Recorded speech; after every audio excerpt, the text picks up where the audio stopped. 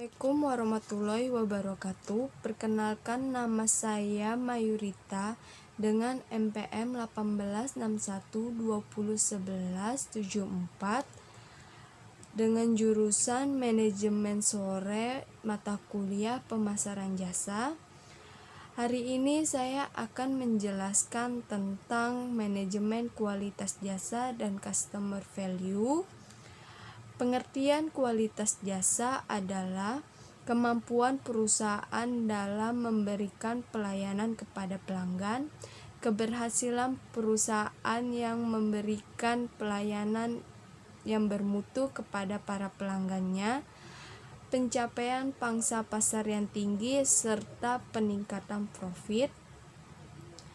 Pengertian dari customer value adalah pilihan yang dirasakan pelanggan dan evaluasi terhadap atribut produk dan jasa, kinerja atribut dan konsekuensi yang timbul dari penggunaan produk untuk mencapai tujuan dan maksud konsumen ketika menggunakan produk.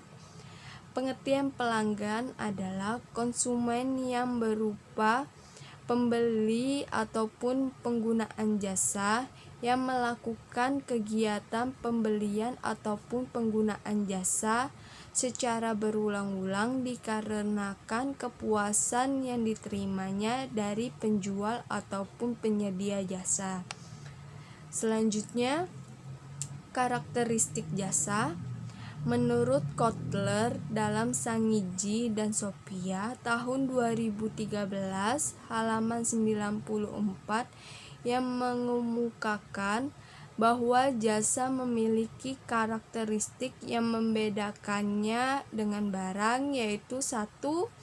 Tidak berwujud, 2. Tidak dipisahkan, 3. Bervariasi, 4. Tidak tahan lama. Selanjutnya ada dimensi service quality yang menurut Parasuraman dalam Jasfar tahun 2005. Yang pertama ada tangible atau bukti fisik, kemampuan perusahaan dalam menunjukkan eksistensinya kepada pihak eksternal. Kedua, reliability atau kehandalan, yaitu kemampuan perusahaan untuk memberikan pelayanan sesuai dengan yang dijanjikan secara akurat dan tepat.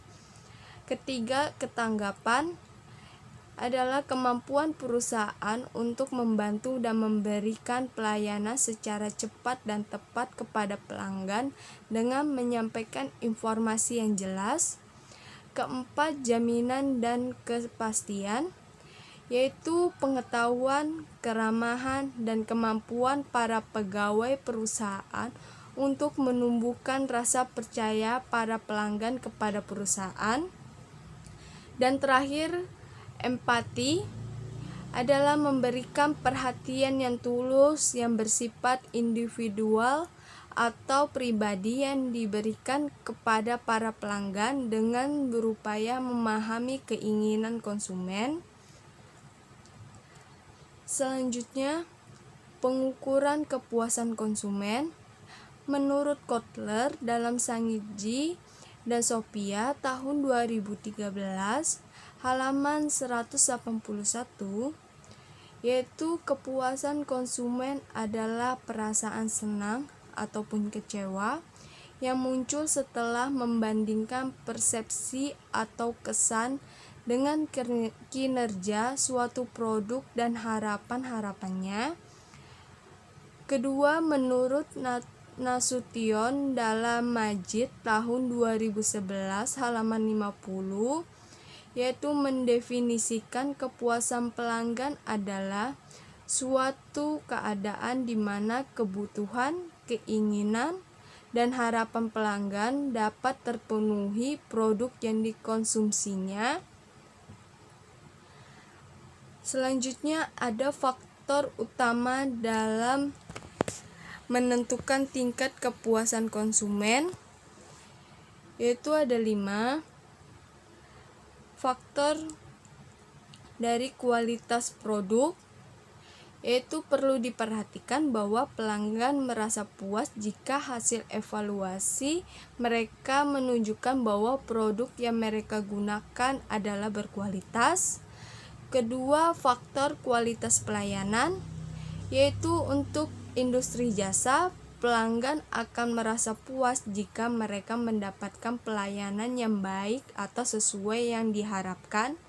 Ketiga, faktor emosional, yaitu rasa percaya diri setelah menggunakan produk tersebut.